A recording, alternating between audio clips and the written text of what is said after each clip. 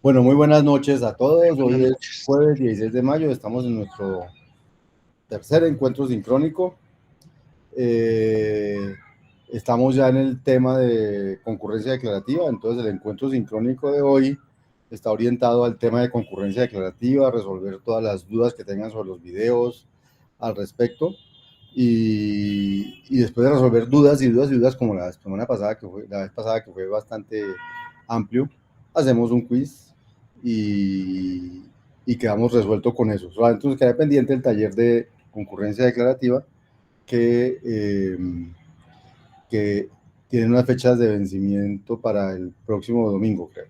Pero entonces, debido a las múltiples ocupaciones de todos ustedes, que no todos pueden ver las cosas tan a tiempo y todas esas cosas, entonces yo reconfiguré las tareas, talleres, pues, de manera que no fueran bloqueantes para continuar viendo los videos así no los hayan terminado. Entonces ya con solo entrar a ver lo que hay en la tarea del taller, sin necesidad de haberlo entregado, ustedes ya ese ítem está como completado y entonces pueden pasar, eso nos va a bloquear para ver el módulo siguiente. ¿De acuerdo? Entonces, no hay nada realmente hoy en día que los bloquee para ver el módulo siguiente. Ahora, los talleres sí tienen una fecha de entrega y siguen con una fecha de entrega. Lo que pasa es que esa fecha de entrega no es bloqueante, es decir, si no lo entregan en esa fecha, lo pueden entregar después. Lo único es que me tocó configurar entonces una cosa que llaman, esta aplicación lo llaman una política de entregas tardías, de manera que entonces uno puede especificar si alguien entrega tarde, si eso le va a costar o no le va a costar, o si va a costar un porcentaje de la nota, etc. Entonces yo mmm, configuré una política de entregas tardías que motivara a entregar a tiempo, para que no se me duerman y no digan, no, yo voy para que traten de entregar a tiempo, pero que no les haga mucha mella si por alguna razón se tienen que demorar, no sé, 5 días, 6 días para poder entregar. Entonces, para que eso no vaya a ser una cosa que entonces les vaya a bajar la nota a la mitad o cosas de ese estilo, porque entonces el esfuerzo tampoco se va a ver recompensado. Entonces, la política que instauré es que hay un 1% de menos en la nota por día. Es decir, que usted se demora 10 días, pues tendrá 10% menos en la nota. O sea, en lugar de tener un 5, podrá tener un 4,5 en la entrega. O sea, no está mal la cosa. Y si se demora 20 días o más, en todo caso nunca será más del 20%. O sea, en el peor de los casos podrá optar un 4 no un 5 sobre la nota del taller. Pero la idea no es que se demoren, sino que logren ir al día. Entonces, digamos que esta es nuestra primera versión virtual de esta maestría. No de este curso he hecho virtual muchas veces, pero siempre lo he hecho en 16 semanas, pero con otros 3 cursos al tiempo. Esta vez lo estamos haciendo en 9 semanas solo con otro curso al tiempo. Pero pues yo me iba hablando con los profesores para ver cómo van en el otro curso. O sea, estamos tratando de ver cómo dosificar todas estas cosas para que los estudiantes que trabajan como ustedes, pues finalmente no se vayan a sentir tan ahogados que digan, no, yo dejo esto porque no puedo estudiar. Entonces, estamos pendientes de ustedes, estamos pendientes, y lo que más queremos es que todos logren llegar a cada semestre y hacer la maestría. Lo que más nos interesa es eso.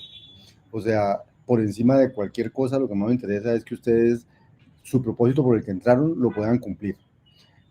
Obviamente hay ciertos elementos o criterios mínimos para poder ir digamos, pasando los cursos y todas las cosas, pero entonces estamos haciendo ese equilibrio para lograr que cumplan, aunque no cumplan exactamente en las fechas que nosotros teníamos planeadas o con los ritmos que teníamos planeados. Pero hay ciertos ritmos que no dependen de nosotros, como que el semestre dura 2 periodos de 9 semanas, y que entonces cuando se acaban sus periodos nos empiezan a pedir notas oficialmente en la universidad y entonces tenemos que ponerlas. O sea, hay tiempos con los que no podemos jugar. Digamos que sí puedo jugar con que entreguen una tarea un poquito más tarde, un poquito más temprano, o que hagan un quiz un poco más tarde, pero no puedo jugar con que la fecha límite de la universidad para poner notas, yo no puedo jugar con eso, no depende de mí. Entonces, por eso es mejor tratar de ir al ritmo, y si no van al ritmo, no ir tan no estén atrasados al ritmo para que la cosa no vaya a ser molesta para ninguno, ¿de acuerdo?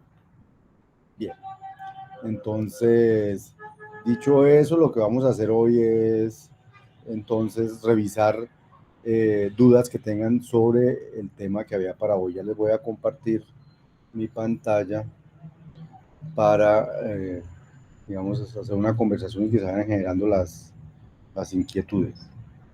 Entonces, esto es así.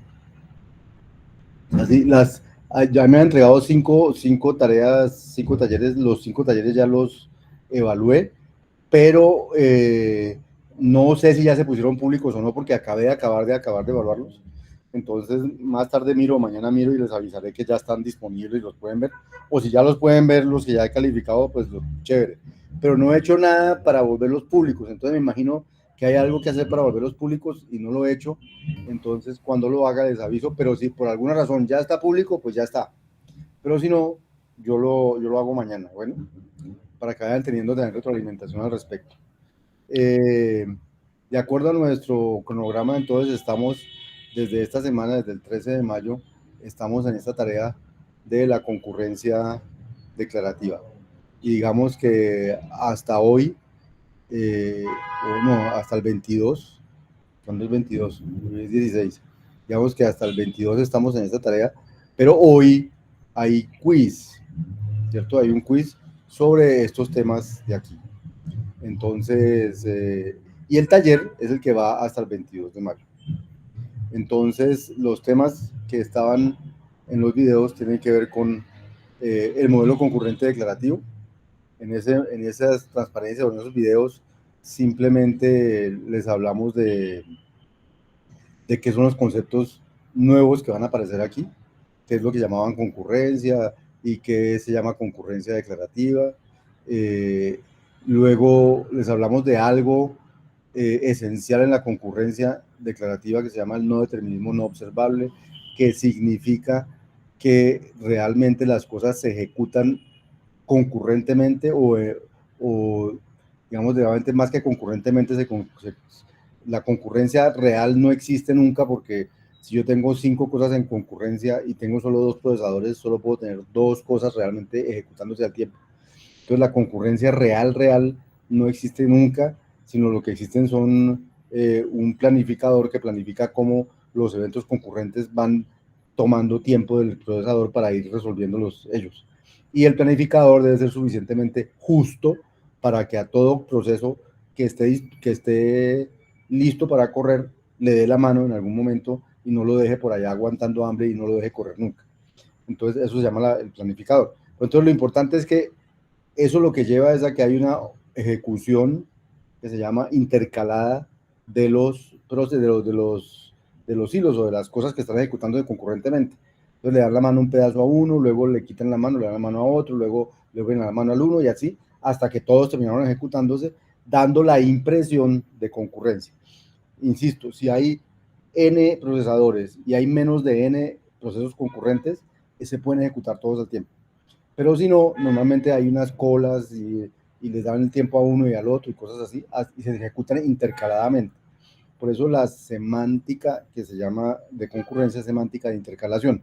Pero a dónde voy es a que esa intercalación no se refleja en el resultado del programa. Es decir, si yo veo lo que el programa hizo, no puedo imaginarme en qué orden se intercalaron los procesos concurrentes que había.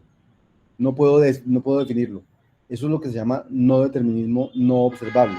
O sea, aunque eso puede pasar en cualquier orden, cuando se termina todo de ejecutar, yo no puedo determinar en qué orden pasaron las cosas. Entonces se llama que no puedo observar a partir de lo que sucedió en qué orden se dio la concurrencia.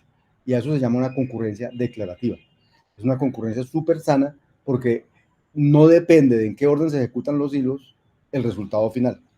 Entonces, por eso la primera concurrencia que vemos es esta, porque es la concurrencia más amigable que hay con un programador. Porque quiere decir que todo lo que quiera poner concurrente lo puede poner concurrente y el resultado del programa es el mismo, independientemente de qué puso un hilo o qué no puso un hilo, porque es concurrencia declarativa. Entonces, a esa propiedad se llama no determinismo no observable y es la clave de que la concurrencia declarativa funcione muy bien. Y entonces, para hablar de concurrencia, entonces hay dos tipos como principales de cosas que se hacen con la concurrencia. Se llama concurrencia dirigida por los datos y una concurrencia dirigida por la demanda. La concurrencia dirigida por los datos da lugar a los conceptos de hilo y de flujos, y la concurrencia dirigida por la demanda da lugar al concepto de disparador por necesidad y la evaluación perezosa. Y eso es lo que aparece en los siguientes videos. Cada una de estas cosas y por último se explora, pero si la concurrencia declarativa es tan linda, ¿por qué no nos quedamos en ella? Y entonces vemos que tiene limitaciones para expresar soluciones a problemas naturales, y entonces no nos podemos quedar en ella porque necesitamos solucionar esos problemas naturales. En el taller hay uno de esos problemas naturales, que es el 4, que es el de como una especie de productor-consumidor, de cliente-servidor, y vamos a ver que la concurrencia declarativa no es adecuada para expresar soluciones de la forma cliente-servidor, y entonces vamos a tener que tener otro tipo de concurrencia para que eso pueda suceder bien. Y eso lo veremos más adelante. Entonces, después está todo donde se habla entonces el modelo concurrente declarativo. ¿Qué tiene de especial? Y nos damos cuenta que lo único que tiene de especial es que en lugar de tener una pila de ejecución, tiene muchas pilas de ejecución, y entonces y a cada pila de ejecución se le llama un hilo. Eso es todo lo nuevo del modelo declarativo. Y para eso nuevo no necesitamos sino una instrucción nueva, además de las 8 que ya teníamos, que es la instrucción para crear un hilo. No hay nada más en el modelo declarativo, lo mismo que hay en el concurrente declarativo, lo mismo que hay en el declarativo, más una declaración más. Por eso este modelo no nos demoramos tanto estudiándolo, porque ya sabemos qué es lo que sucede en el declarativo. Entonces lo que nos vamos a ver es las consecuencias de permitir que haya hilos, y eso es lo que sigue allí. Entonces, como hay hilos, entonces toca decir cómo se ejecutan los hilos, y entonces te termina diciendo que se ejecutan intercaladamente, y que esa semántica llama semántica de intercalación, pero que el orden en que se ejecutan los hilos no afecta la respuesta, porque hay un no determinismo no observable, y de quien depende que los hilos se ejecuten realmente de manera justa, se llama FAIR en inglés, es de un planificador que no programa el programador, sino que viene normalmente con los sistemas operativos, y el planificador uno supone que son justos. Es decir, ¿qué significa justo? Que a cualquier hilo que esté listo para ejecutarse, le termina dando la mano. No lo tiene por allá esperando y esperando y nunca le da la mano. Ese sería un planificador injusto. O parcial, o parcializado. Y a la semántica, entonces, es qué pasa cuando aparece una nueva instrucción que se llama thread. Entonces, ahí es cuando se crean múltiples pilas semánticas. Y entonces, en la máquina abstracta, en lugar de tener un almacén de asignación única y una pila, tenemos un almacén de asignación única y muchas pilas semánticas, pero todas conectadas al único almacén de asignación única. Y entonces, ese almacén se vuelve el espacio mediante el cual se sincronizan los hilos. Como en el almacén donde están las variables declarativas y las variables no cambian de valor, entonces cuando un hilo necesita una variable, otro hilo puede poner el valor a esa variable, y entonces entre ellos se sincronizan esperando eso, se llama variables de flujo de datos.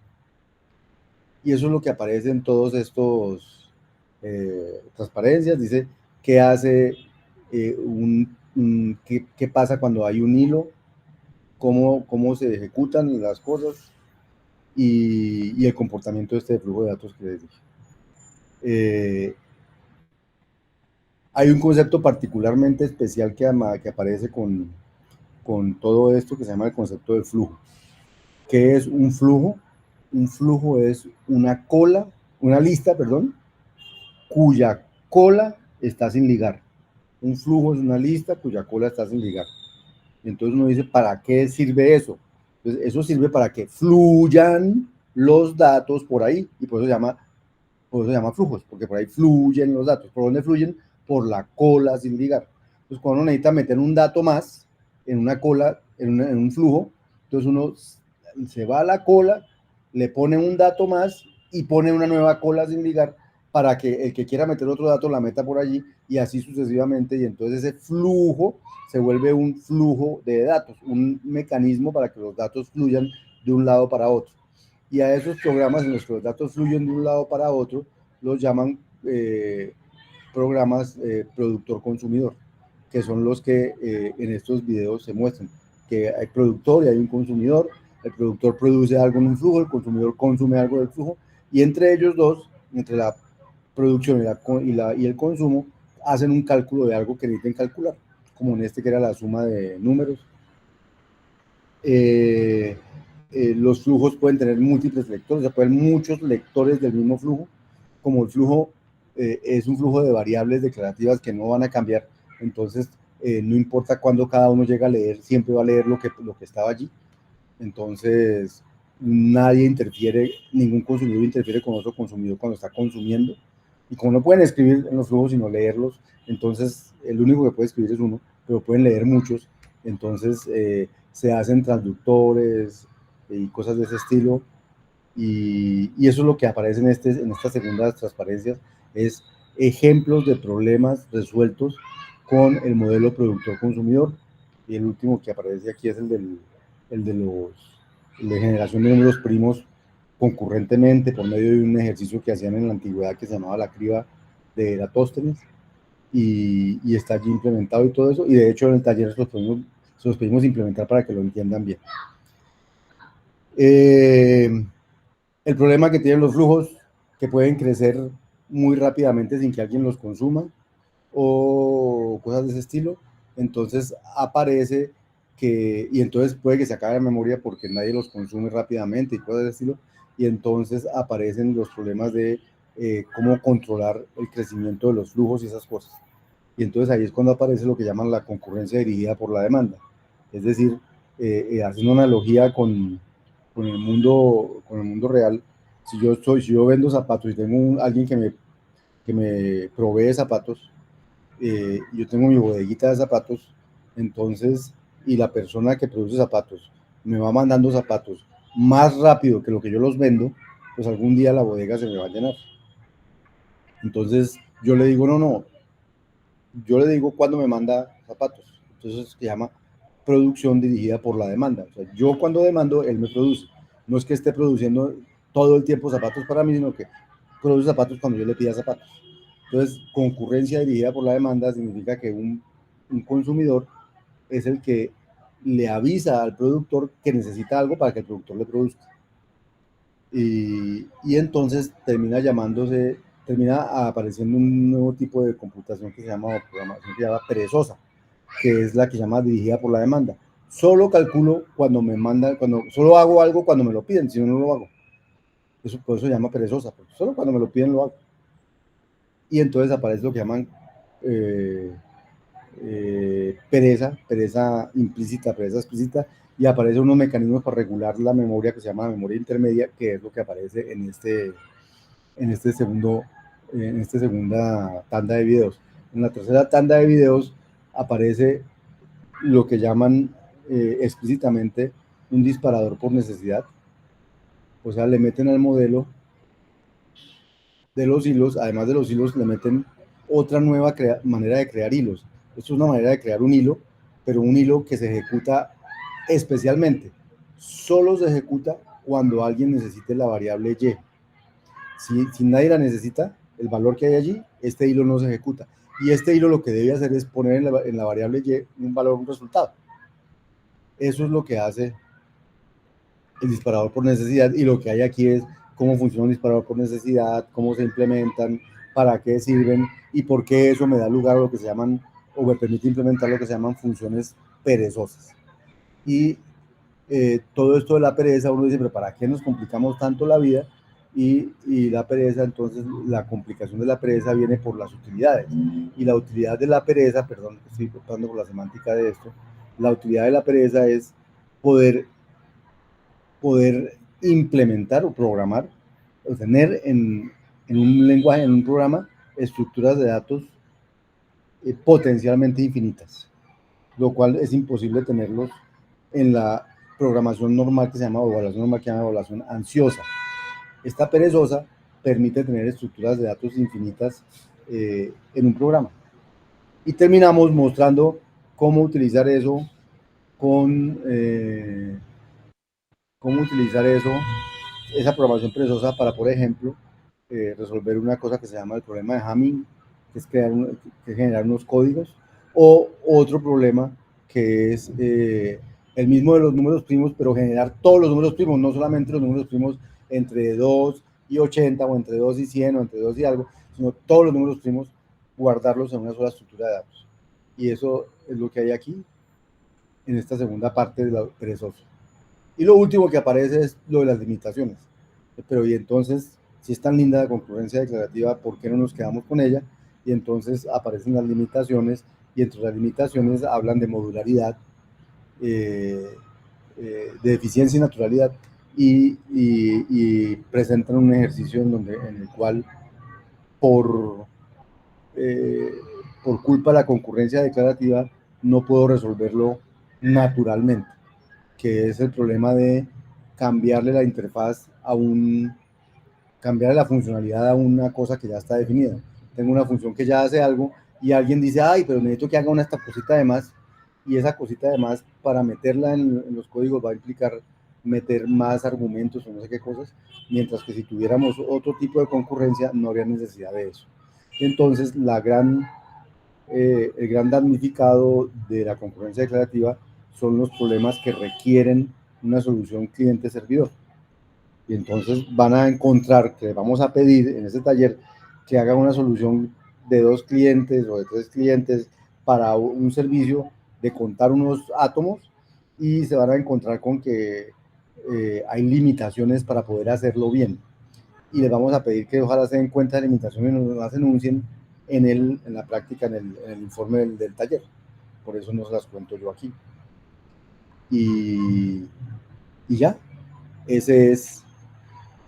Después que hay otros modelos, pero bueno, eso es lo que hay en estas 5, digamos, 5 series de transparencias, y no sé cuánto, 8 o 9 videos. Entonces, después de que les conté todo eso, ustedes me pueden preguntar de lo que quieran para antes de pasar al quiz sobre concurrencia declarativa. Como les dije, también, si alguien siente que no está listo para el quiz de concurrencia declarativa, puede decirme, no, profe, yo lo presento en otra ocasión.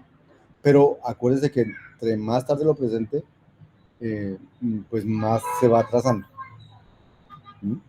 Tampoco los quizzes, bueno, la presentación de los quizzes sí bloquea el seguir al siguiente nivel, al siguiente módulo. Luego los quizzes hay que presentarlos en el periodo que es, porque si no, no les permite, lo puede presentar cuando quiera, pero no le va a permitir avanzar. El taller sí va a permitir avanzar, así no haya presentado el taller. Entonces los escucho si tienen dudas, inquietudes específicas. Profe, yo tengo... Dale, Jesús. Dale, Jesús. Profe, lo que pasa es que yo el quiz pasado no lo pude presentar. Pero ahí y está esto me abierto. tiene... Sí, ¿está abierto? Claro, está abierto, lo puedes presentar cuando... ok. No, profe, yo también intenté y no estaba bloqueado. Aparece ¿Bloqueado? que sí, 6 de mayo y no deja. Sí, también fue bloqueado. Y el problema es que no Pero, me deja pasar a la siguiente idea. sí, claro, pero ¿por qué no me dijeron? Es que si me dicen, yo pensé que el quiz no... El Profe, quiz sí yo la bloquea, verdad lo fui a intentar ayer y ayer en la noche y no pude. el quiz sí bloquea pasar, pero yo creí que le había quitado la fecha límite a esas cosas. Un segundo.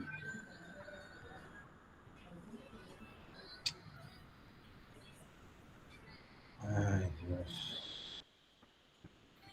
Lo siento, ya lo podrían presentar si quisieran. Y hago lo mismo con todos los quizzes, o sea, todos los quizzes, en principio, si no lo presentan hoy, lo pueden presentar cuando quieran. La ventaja de presentarlo hoy es que yo estoy presente y pueden hacer preguntas, inquietudes y cosas antes del quiz.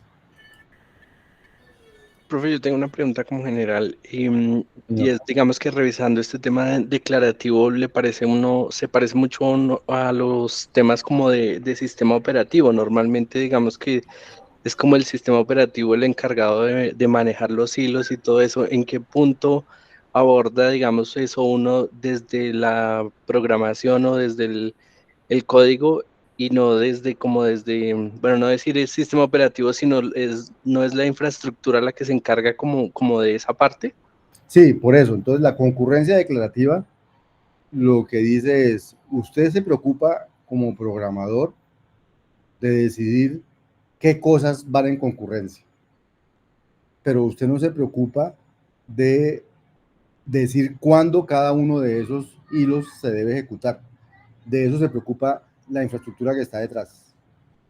Usted lo único que se preocupa es de decir, yo creo que esto y esta acción pueden ir concurrentemente.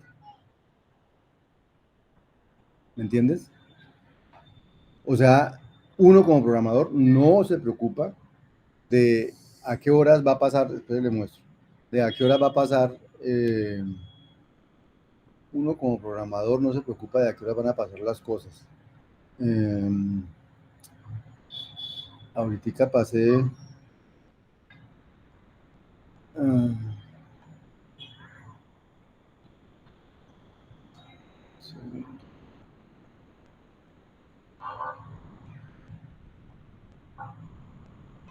eso. Ay.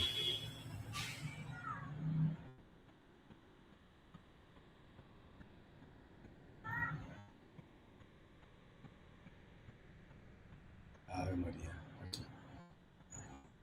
Entonces, el sistema operativo o la infraestructura que usted tenga detrás tiene un sistema de planificación de los hilos que es absolutamente independiente de usted como programador. Usted como programador crea los hilos que quiera crear, pero ellos se ejecutan según un planificador de hilos que no está bajo el control del programador. Que lo único que el programador supone de planificador es que el planificador es imparcial, es justo. Significa, si hay 5 hilos listos para ejecutarse, el señor en el próximo tiempo, en los próximos minutos o segundos, le va a dar la mano a todos esos 5 hilos. No va a dejar a ninguno sin tiempo de procesamiento, porque todos están listos para ejecutarse. A los únicos que puede dejar sin tiempo de procesamiento a los que están suspendidos porque porque no pueden seguir. Entonces, esos no están ejecutables, pero todos los hilos que estén ejecutables, tiene que el planificador darle la mano en algún momento. Y esa labor no depende del programador. Yo no sé si eso responde a tu pregunta, Román.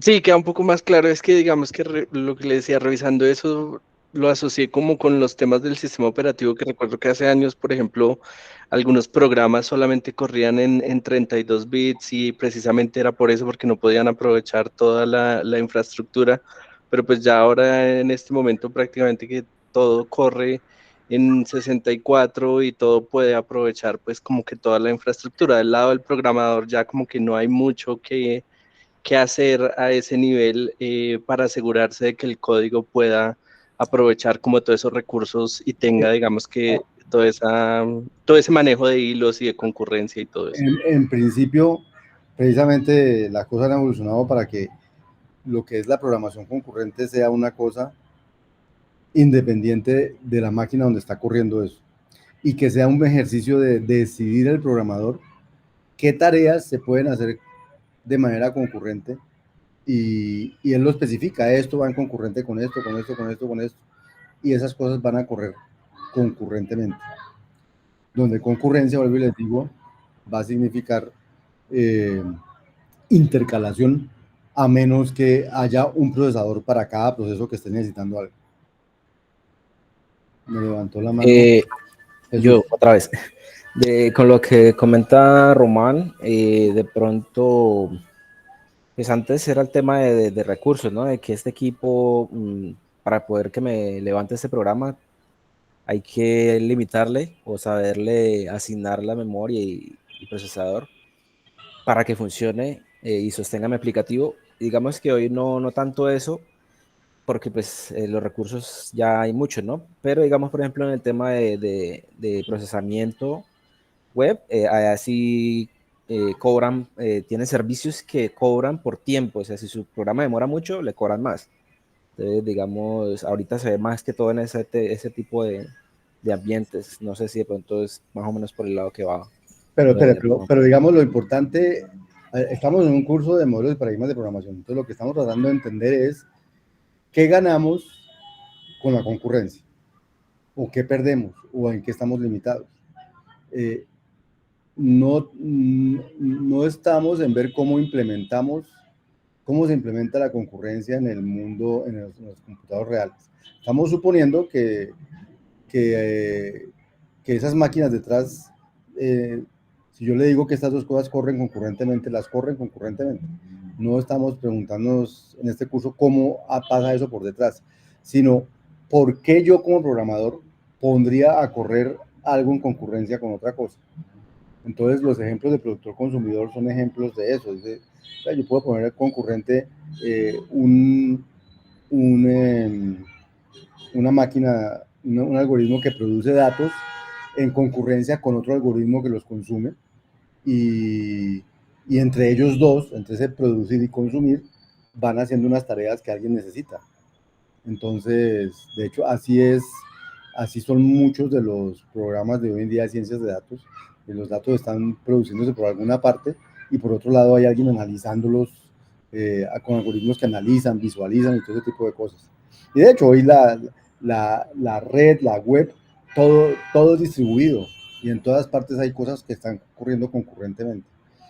Pero lo que estamos tratando de entender aquí es esa concurrencia, en qué nos favorece o en qué nos limita. En este caso, si la concurrencia es reducida a ser concurrencia declarativa, o sea, la concurrencia que estamos haciendo con variables declarativas, o sea, variables que no cambian de estado. Tengan en cuenta, cuando ustedes han trabajado en Java, en Python, en todas las cosas, y se han hecho cosas concurrentes, esa concurrencia no es declarativa. Esa se llama concurrencia con estado compartido. ¿Por qué? Porque allá la asignación sí existe. Y entonces, cuando usted dice a X asigne X más 1 en concurrencia con print X, entonces el orden en que se ejecuten esos dos procesos concurrentes afecta al resultado. Porque entonces, si se hace primero el print X, le escribe el valor antes de que a X le haya asignado X más 1. Y si hace primero X asigna X más 1, le escribe eso antes de que le asigne, antes de haber hecho print X. Entonces el print X va a ser el valor después. O sea que esos dos procesos ejecutándose concurrentemente no van a dar el mismo resultado, no importa en qué orden se ejecute. Entonces, eso es lo que llamamos concurrencia no declarativa. Y eso es lo que llamamos no determinismo observable, porque del resultado yo sé cuál se ejecutó primero. Ese no determinismo es muy peligroso para la programación, porque entonces usted como programador no puede asegurar que su programa se comporta de una manera, sino que se puede comportar de dos. Y si las concurrencias en varias partes se puede comportar de 64 maneras, de un poco de maneras, y si usted como programador nunca quiere un programa que usted no sepa qué es lo que va a entregar. Entonces la concurrencia con estado es muy peligrosa y por eso yo les recomiendo evitarla. Entonces, una manera de evitarla, hagamos concurrencia declarativa. Problema, vamos a ver, es muy poco expresiva para cierto tipo de problemas típicos y naturales. Entonces, después vamos a decir, entonces hagamos otro tipo de concurrencia, la vamos a ver más adelante, que es concurrencia por paso de mensajes, que es tan expresiva como la concurrencia con estado, pero no trae los problemas que tiene los problemas de como race conditions llaman, y los problemas de no determinismo que trae la concurrencia con estado. ¿Sí? Pero la concurrencia con estado también se ha estudiado. De hecho, en el libro que les compartí hay un capítulo dedicado a la concurrencia con estado, en que la concurrencia con estado implica una cantidad de conceptos que tiene que manejar el programador, tiene que programar el programador, que se llaman candados, se llaman transacciones, se llaman un poco de cosas para que el programador se preocupe por el no determinismo, porque el sistema no se preocupa por eso. Entonces, digamos, eso es lo que va dando lugar a diferentes tipos de paradigmas. No sé si respondí todas las preguntas que había por ahí o no. Jesús.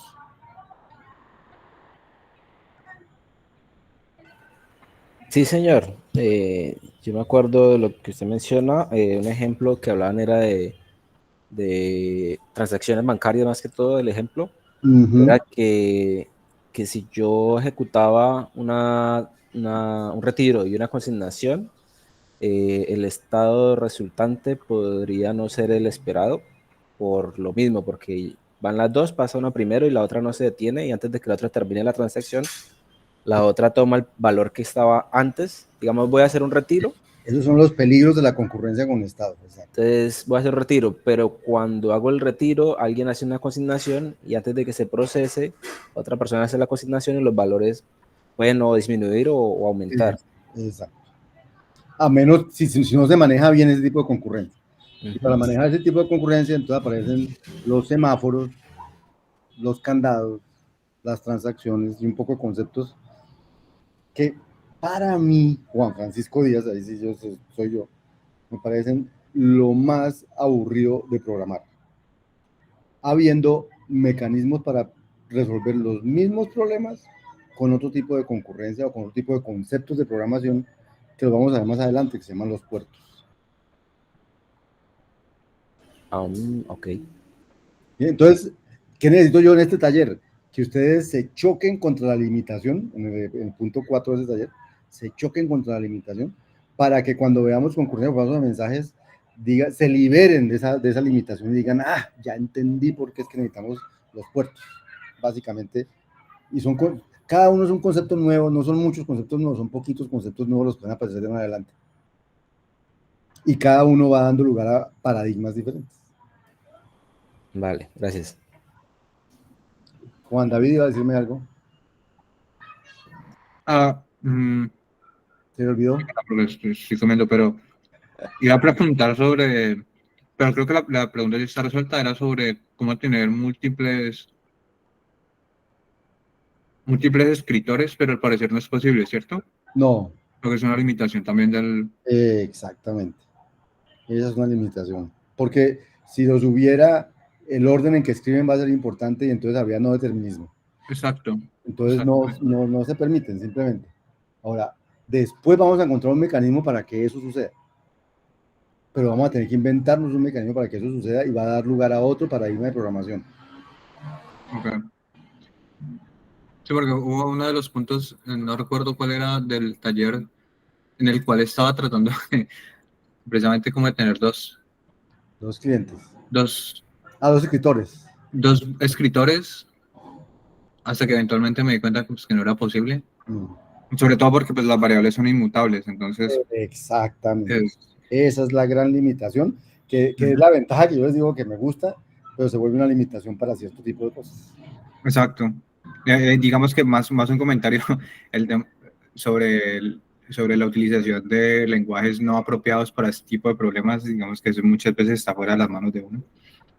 A veces, exacto, pero a veces está en las manos de uno decidir qué lenguaje utilizar y uno tiene en la Exacto. cabeza que el único lenguaje que utiliza es Python o Java porque no sé qué, Ujú. y a veces no, a veces se pierde lenguajes que le harían la vida más sencilla solo por no conocer que existen ese tipo de cosas. Ese es el objetivo de este curso, es decirles, el mundo de la programación está lleno de conceptos y, y hay lenguajes que le proveen unos conceptos y otros no, y a veces el concepto más adecuado para resolver un problema, si no se lo provee un lenguaje, busques un lenguaje que sí se lo provea. ¿Sí? Entonces ya hay muchos lenguajes que se usan en el mundo, pero que en Colombia no los conocen muy poquitas personas, como Erlang, por ejemplo. Un lenguaje bastante Exacto. utilizado, pero pocas personas lo usan, o pocas personas lo conocen, pocas veces lo enseñan. Pero los conceptos importantes detrás de Erlang tienen que ver con concurrencia por paso de mensajes, que es el otro paradigma que vamos a ver. Sí, de hecho son bastante parecidos, ¿no? También la forma en cómo manejan los hilos, que son hilos, creo que se llaman hilos suaves. Y los livianos, like. Uno puede crear una cantidad infinita de hilos porque esa es la máquina, pues precisamente lo que preguntaba Román, el runtime de OZ es capaz de generar múltiples millones de hilos al mismo tiempo para que no son hilos de verdad, sino que son hilos livianos. Puede escalar infinitamente y por eso es tan bueno para este tipo de problemas. Lo mismo Erlang, Elixir, bueno, yo Exacto, muy bien. que también. Bien. Ese es el tipo de... inquietudes que a mí me gusta despertarles a ustedes como estudiantes de maestría, ¿cierto? Eso es el tipo de inquietudes, es el objetivo de este curso, porque los problemas no son difíciles, ¿no? Pero con cosas sencillas uno despierta este tipo de inquietudes que son importantes a la hora de tomar decisiones, por ejemplo, como qué tecnología voy a usar para tal cosa. Profe, Sí, señor. Y esas limitaciones, ¿son limitaciones suaves o son limitaciones duras? En el sentido, por ejemplo, un programa cliente-servidor, ¿es posible escribirlo, pero la solución es demasiado complicada o es simplemente imposible de escribir Es imposible. esta clase de programas? Es imposible de escribir. Si es una limitación dura. Okay. Para clientes servidor la limitación dura. Para lo que llamaban ahí, ¿cómo se llamaba? Para lo que llaman aquí, ¿cómo es que lo llaman?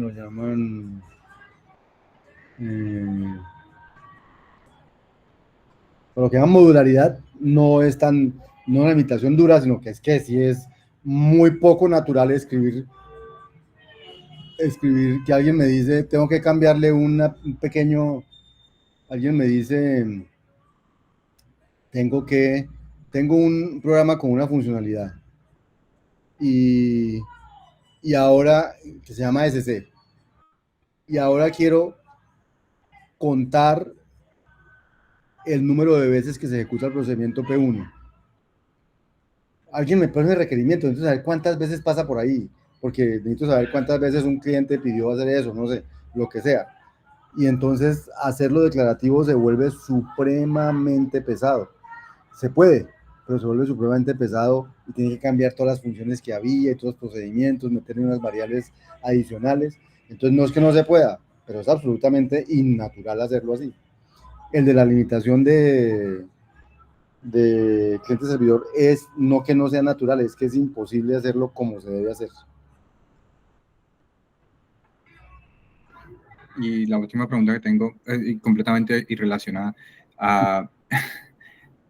¿Cómo los efectos secundarios existen en este tipo de programación? O sea, Ok, no. En concurrencia declarativa, no. Precisamente su propiedad bonita es, coja un programa secuencial y diga que cualquier pedazo de ese programa usted lo quiere correr en un hilo. Ese programa hace lo mismo que lo que hacía el programa secuencial.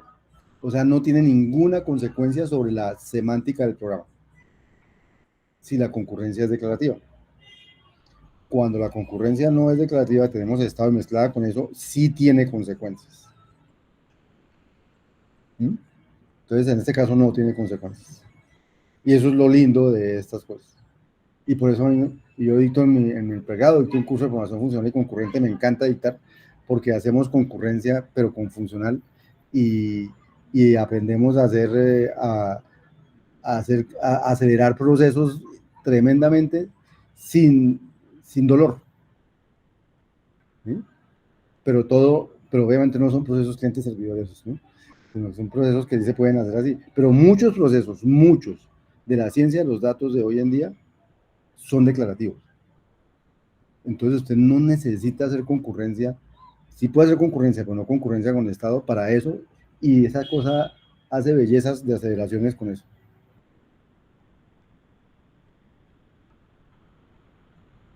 gracias, profe. Bueno, muchachos, más inquietudes. Los oigo muy callados. Nora, David, Claudio, Diego, Dubán.